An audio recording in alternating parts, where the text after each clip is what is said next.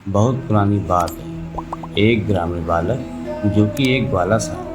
अब गांव के चाहे बालक हो या बड़े, ज़्यादातर सीधे साधे ही होते हैं। वो बालक रोजाना अपनी गाय भैंसों को जंगल में नदी के किनारे चराने के लिए ले जाता था।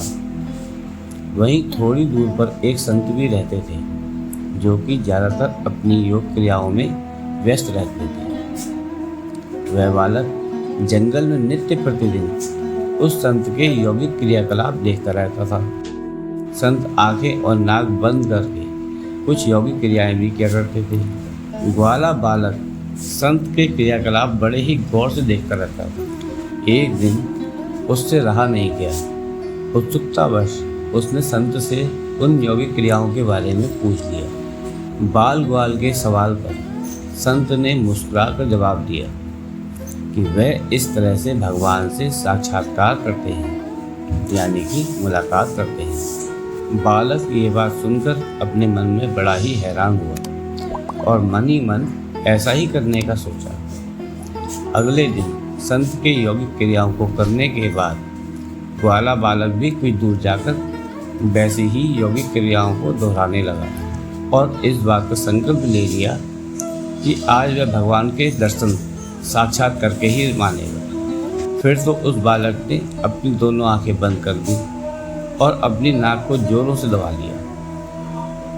अब तो उसकी सांसों का प्रवाह बंद होने के कारण उसके प्राण निकलने की नौबत भी आ गई, जिससे उधर कैलाश पर्वत पर बैठे हुए महादेव जी का आसन भी डोलने लगा।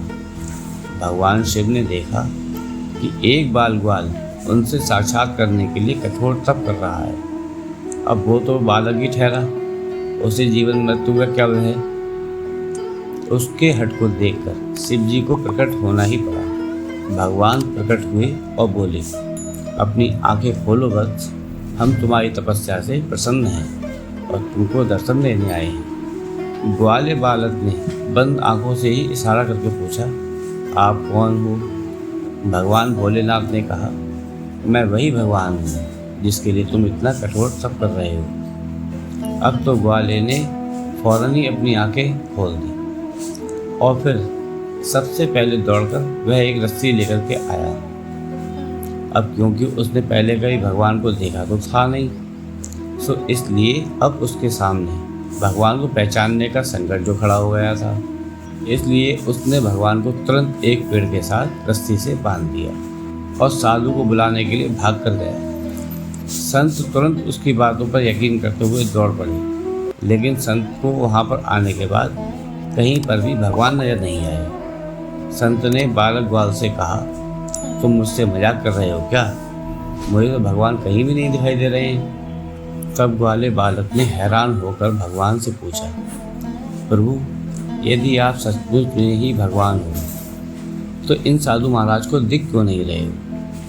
तब भगवान ने कहा, जो भक्त छल कपट रहित सच्चे मन से मुझे याद करता है, मैं उसको दर्शन देने के लिए दौड़ा चला आता हूँ। तुमने निश्चल मन से मेरी आराधना की, अपने प्राण भी दांव पर लगा दिए और मेरे दर्शन का दृढ़ संकल्प लिया। इसीलिए मुझे कैलाश से मृत्यु लोक में तुमको दर्शन देने के लिए आना ही पड़ा। जबकि साधु के आचरण में इन सभी बातों का अभी अभाव है। वह रोजाना के क्रियाकलाप तो करते हैं, लेकिन उनके मन में अभी भटकाव है। इसलिए मैं सिर्फ तुमको ही दिखाई दे रहा हूँ, लेकिन इस संत को नहीं। दोस्तों, ईश्वर में सच्चे मन से आस्था रखने से ही हमें ईश्वर की दया दृष्टि का लाभ अवश्य ही मिलता है। तो प्रिय दोस्तों, कैसी लगी आपको ये वीडियो? अगर वीडियो पसंद आई हो, आपको वीडियो सही लगी हो, तो एक लाइक करके अपने संबंधी एवं मित्रगण को शेयर जरूर करें और यदि कुछ कमी लगी हो तो हमें कमेंट बॉक्स में बताइए।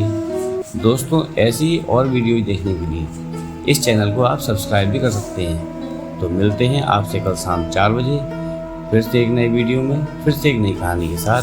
वीडियो अंत तक देखने के लिए धन्यवाद। अभी के लिए विदा।